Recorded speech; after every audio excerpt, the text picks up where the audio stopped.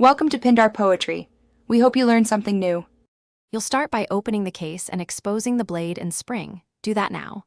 Remove the end hook screw or pop the rivet carefully and set parts in order so you won't lose them. Inspect the blade edge, check for kinks and rust, and look inside the housing for debris. Once done, clean the blade with a rag and mild solvent to remove grime so you can clearly see damage. This preserves measurements and prevents further wear. Now tackle the blade and retraction system.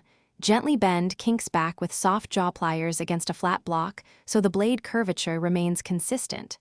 If the coil spring is loose or broken, replace it. This restores rewind force and prevents jerky retraction. Make sure the blade's curled edge is intact. File any burrs so it glides. Clean inside the drum, remove grit, and apply a thin film of silicone or Teflon lube to bearings and the spring for smooth operation.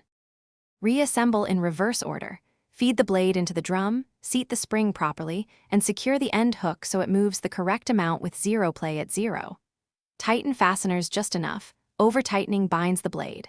Once assembled, wind and release the blade multiple times while watching for smooth travel and consistent lock engagement. Make sure the hook returns flush for accurate measurement.